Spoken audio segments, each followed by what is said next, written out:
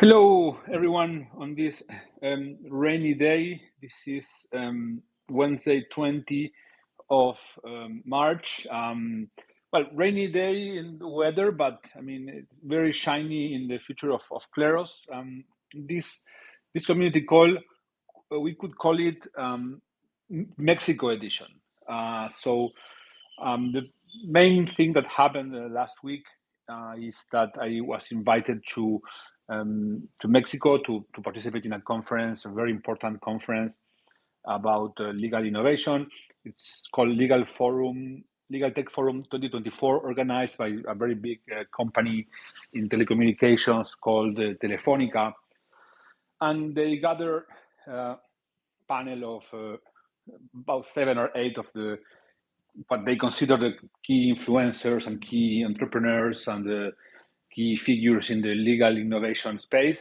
And well, they made this very big conference for an audience of basically legal counsels of Mexico largest companies and their teams. So it was a corporate event with very high level audience and an opportunity to speak about what the type of use cases that this audience is interested mostly in the sense of legal innovation is about consumer claims. So these companies have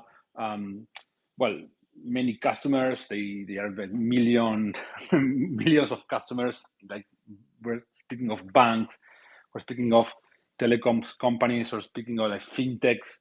We're speaking of insurance companies, and well, they have lots of disputes to solve. So I presented to them the work we have been doing lately with this exchange called Lemon in Argentina, where Kleros is used as a tool to resolve disputes that companies have with their customers in different situations where the customer claims that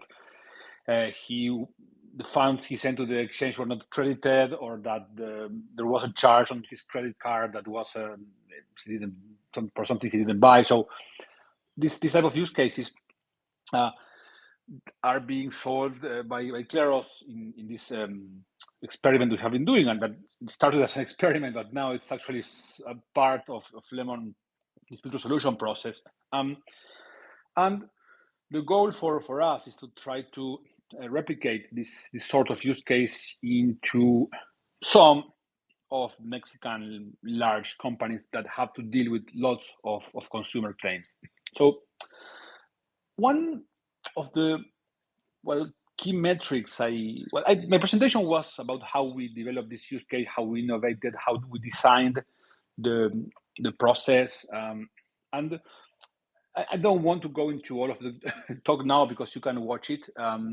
I think we could, by the way, now that I say that, we should put some subtitles because it's in Spanish, but we will manage that.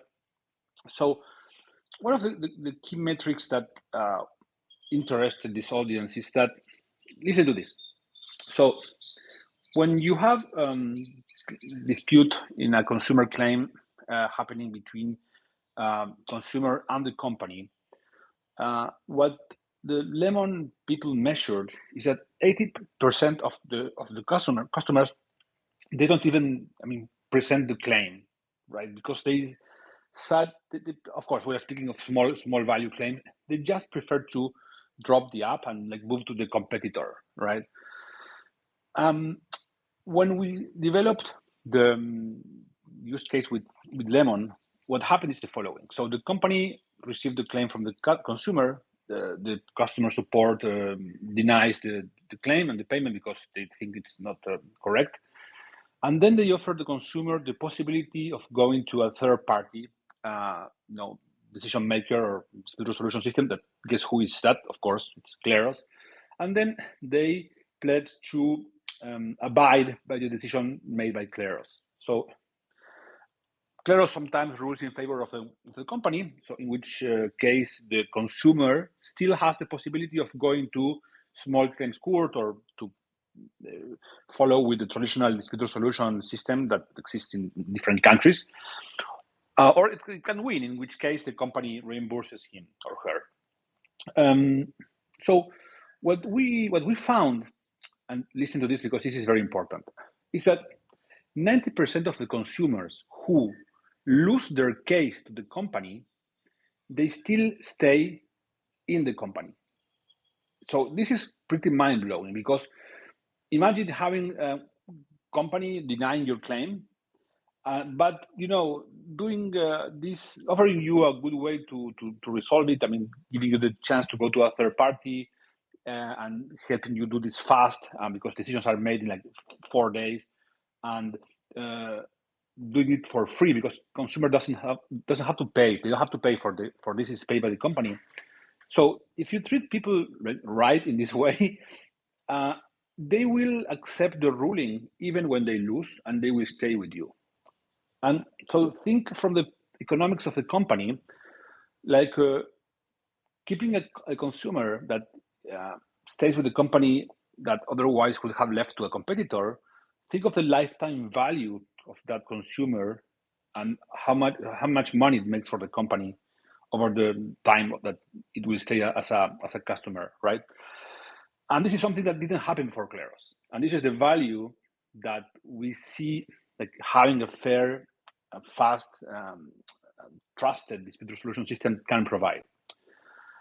It's one of the most important metrics we found since we started Kleros, in my opinion.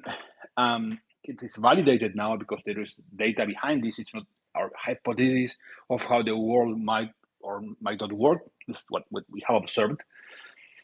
And this was the message I tried to convey to this audience. So I think that went really well. We are expecting to have news from that area, as this resulted in a bunch of meetings and situations of digging deeper in different use cases with leaders of the legal areas of different companies. Of course, I cannot go into details because these are early stage conversations, and it's not public, but it's looking like extremely bullish in that sense. So that was one thing that happened.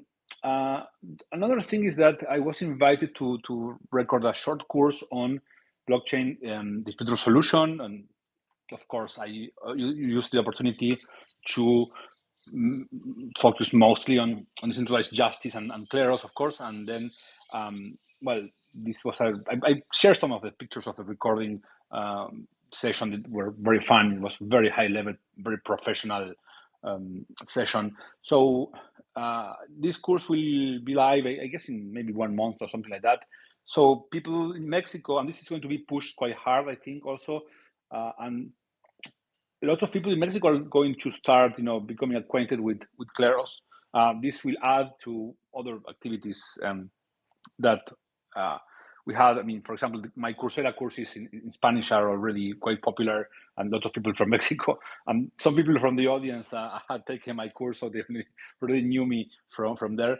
So that is another thing I did when I was there.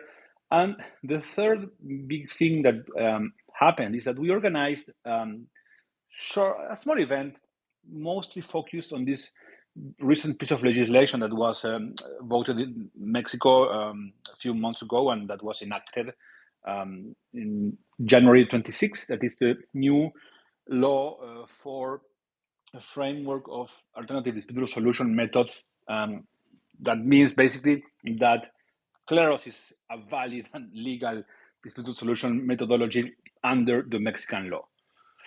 And we had in this event one of the people who participated in the drafting of this legislation, that is called Gustavo Cárdenas.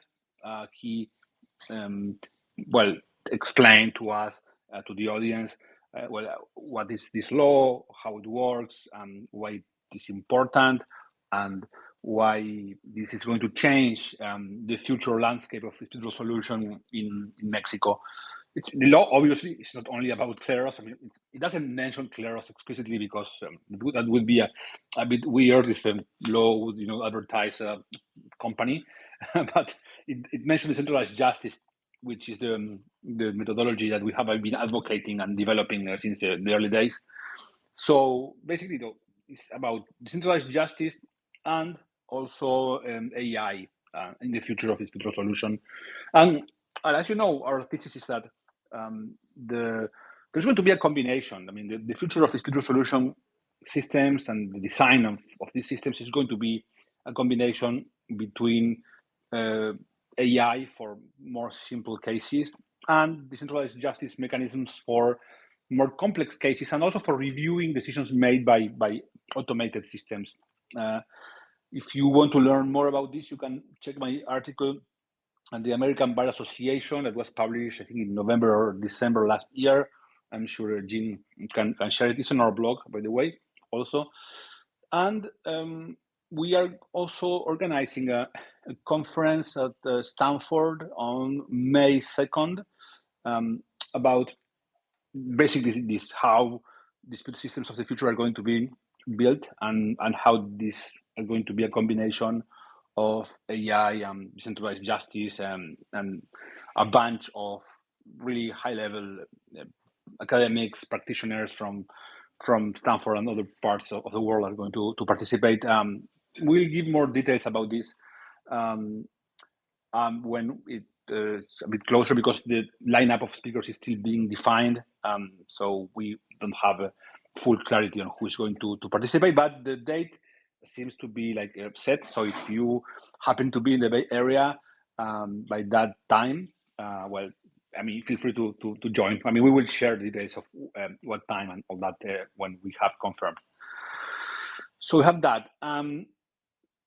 So extremely bullish week, extremely productive week for me in particular. So because I was just focused on this during the past week. Hopefully we will get very good news of things that were put in motion during that week. And yeah, well, can't wait to tell you more about that when it happens. Okay, let me give the word to William now. Go ahead.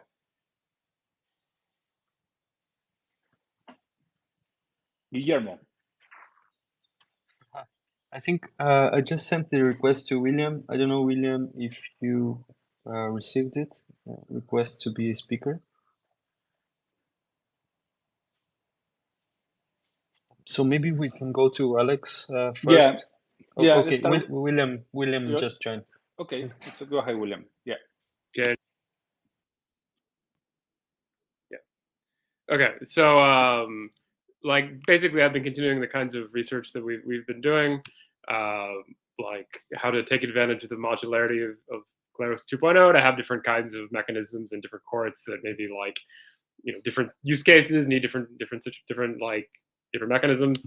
A lot of thoughts about how to handle cases that where, like, it's fairly predictable which side will win, like the vast majority of the time. You know, like a given side wins, like on a curated list of reject wins 90% of the time.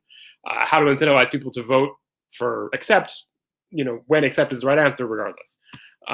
So, like, adapting some ideas from academic literature that touches on rejection questions, and then trying to, like, fit them into sort of the constraints of blockchains.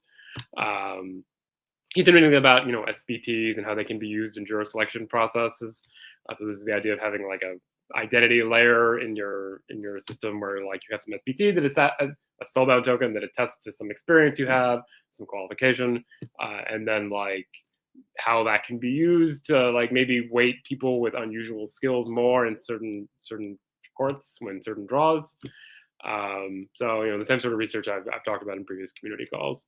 I'm going to be participating at a roundtable at Cambridge University in about a month on April 20th, part of Cambridge Arbitration Day, where I'll be talking with legal tech people, people I think that most of whom have more traditional sort of law-y backgrounds than I do, you know, and, like, sort of about, I think the title of our panel is making international arbitration fit for the digital era. So that should be an interesting conversation if people are around in Cambridge then, or I'm not sure if there'll be a recording, but so, you know, hopefully, like, fruitful conversations with legal tech people. We have some collaborators and sort of more academics in the UK that I'm probably going to talk to and try to encourage collaboration on research questions we have.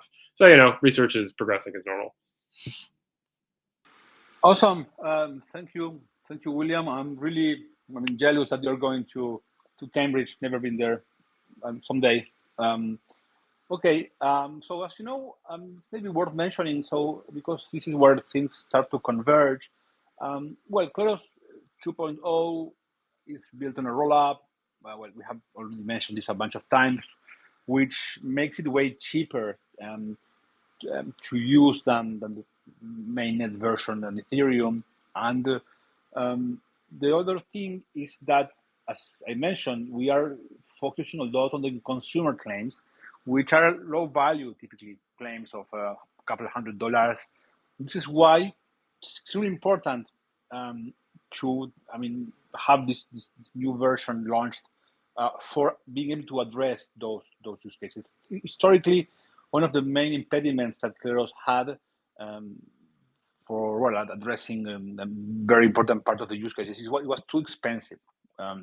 So this new version will unlock a number of possibilities, and also this idea of having SBTs in order to select jurors having specific skills or being from a specific community. Imagine someone wants to have imagine some exchange wants to have as jurors other users of the exchange. So to keep the dispute resolution system in the community. So this is something one could do, issuing SBTs to users, and that was not possible with the traditional version of Kleros, based on just the ownership of tokens in order to be drawn. So different models will coexist. This is, of course, this fact of having SBTs doesn't mean that the traditional way is not going to work like that anymore. So there are some use cases that are going to still be addressed in the traditional way. Others are going to be addressed by the SBT way. And the idea is to have Kleros be as flexible as possible to be able to address as many different use cases as possible, from and complying with the requirements of different customers. This will be the key that will unlock massive adoption. Okay, so that's worth mentioning, because a lot of this comes from, on the one side are customer discovery activities, and on the other side the type of research William has been doing for us to be able to address those requirements from customers. Okay, let's go now to Alex. Yes, as you mentioned, Federico, the costs and the fees are very, very relevant for us, for Kleros. So yeah, that's why you can have a look at the Arbitrum DAO. Basically, we have applied for the LTIPP grant process to deploy a neo version of Kleros on Arbitrum.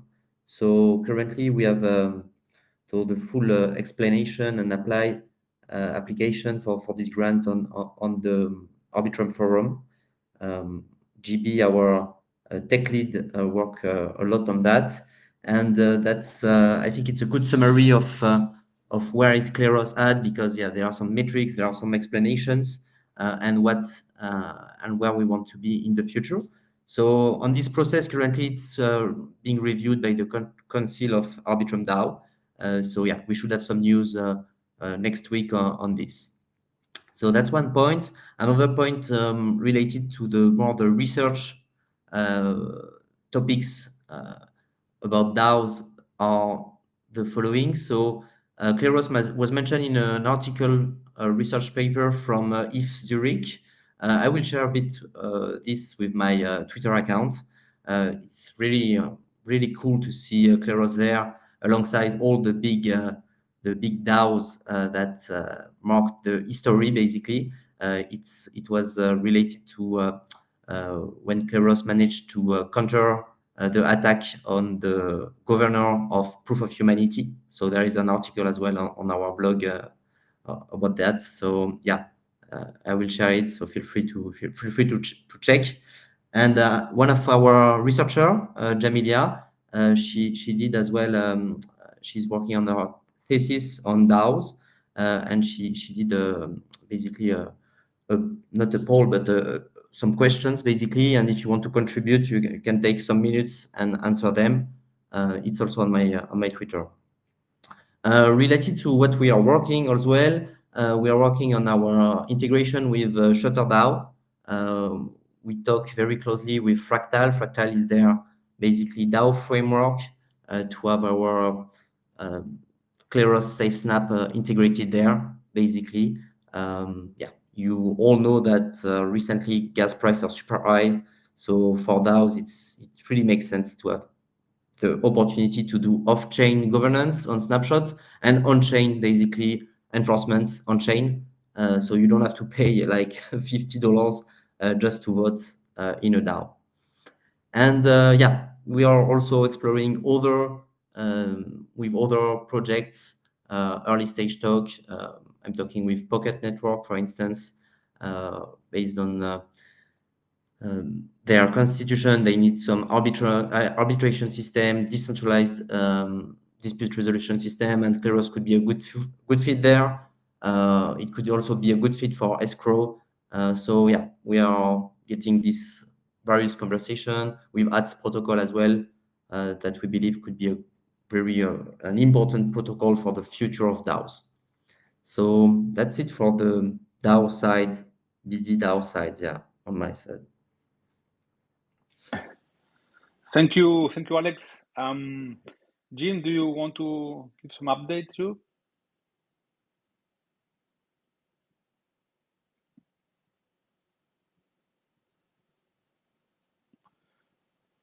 Are you there?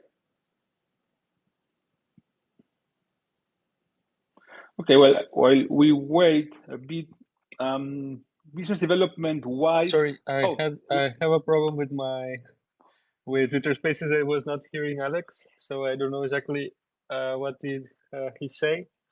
But it's okay. There is not a bug. But this week we started participating on the event organized by Mu here in Buenos Aires, and of course Alex is here, and other team members are here. So we have well, the opportunity. The event will last for a month, and we'll have the opportunity to network with lots of crypto people that are coming to the city. And I already met a couple of really nice people that might lead to future integrations.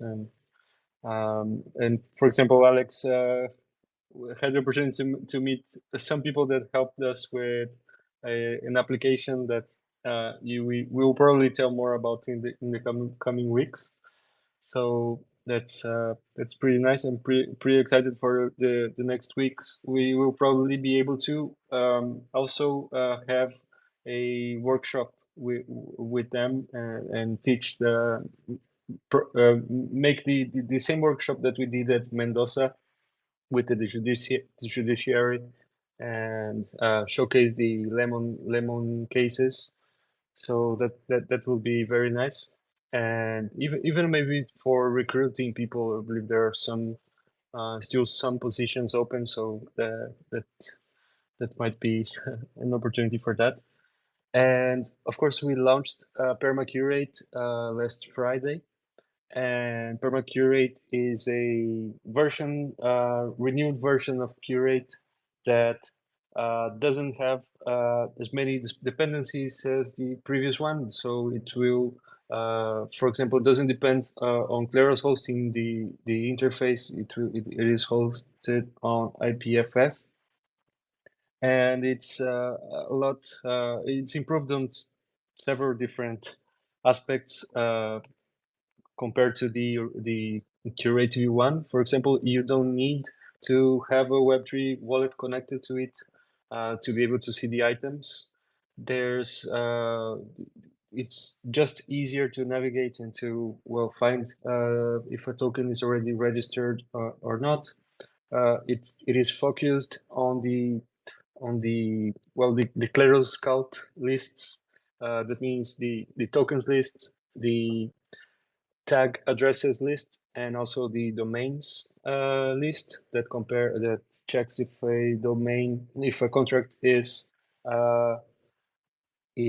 being executed from a domain that is recognized as a common domain for that contract, which are of course a part of a security suite that we are building with the Kleros lists. So I expect to see more submissions coming because it's just a better experience to use permacurate than the previous version. And I also think that it's a good indication about the next interfaces that Kleros products will have moving forward, because there was of course lots of improvements to be made, and we are seeing it now. And also on the V2 testnet, of course, that works a lot better than V1. And I would like to mention that the rewards program is still going on, and we have right now, just in case you don't want to make a submission, if you know a contract that you think should be tagged, there's now a field where you can just send the details, and someone will pick it up. Of course, in that case, the person submitting will get the rewards, but just in case you don't want to have the trouble. And where else? I think, well, today Marcos and Juan are not here because they are making they are organizing a workshop with Mario Adaro, the justice the I don't know how to say his position. He's Federico. a Supreme Court judge in Mendoza, and he's been a follower of He's Kleros for a long time. a minister of the Supreme Justice of Mendoza, and well, he invited Marcos and Juan to do a workshop in one of the cities close to Buenos Aires. There you go. Federico, I'm not hearing you, so I'll just. Yeah, can the rest hear me? Because you can. I think You can he's talk. the only one that doesn't hear me. I can hear Federico, and also I can hear everyone. This was the same bug that we had some time ago, that I was speaking on top of everyone, and I mean I was giving word to people, but I kept speaking. I didn't seem too respectful, but it was a bug. It was not that I was disrespecting people. So yeah, permacurate is awesome in the sense that the fact that you can use it without a Web3 wallet, it brings the experience one step closer to my aunt who lives in Chivilcoy, province of Buenos Aires, and so this is a bit easier for using for her. As much as all of the new versions of the Kleros products are going to be cheaper, faster, better UX, and including all of the things we learned over time. Well, and the experience we had building Web3 stuff for like 6 years now. So that's cool. I don't know what else to add from the point of view of business development. We maybe just mention that we have also been in conversation with a number of traditional companies and city governments. Were being approached by these different actors to apply Kleros in different contexts. Still very early stage conversations, and every time that you try to do things with governments, it's slow because there's lots of process, bureaucratic procedures to go through, and but well, you need to start at some point. So let's hope that this goes well, because it will bring lots of more visibility to Kleros. And I guess that's it for this week. Don't know if I'm forgetting about something. Then usual progress with products. We are still finalizing some details for the launch of Proof of Humanity 2.0. There was some progress there in the technical field and also the governance field. As you know, Pro Humanity comes out from a, I would say, delicate DAO situation, and there were some governance stuff to resolve. I think these are resolved already. Then, well, V2 is moving forward. You saw V2 Neo, so that's cool. Yeah, I mean, all is well. It was a very bullish week with the Mexico trip and lots of different opportunities that might arise from that. Anything else, Jean, we should mention? I don't think so. No, I think it's okay. It's enough for today. In case you want to ask questions on Telegram, I mean, you can do that. So, well, guys, thank you very much for coming, and I'll see you next week. Okay? Bye-bye. Everybody. Bye, everyone.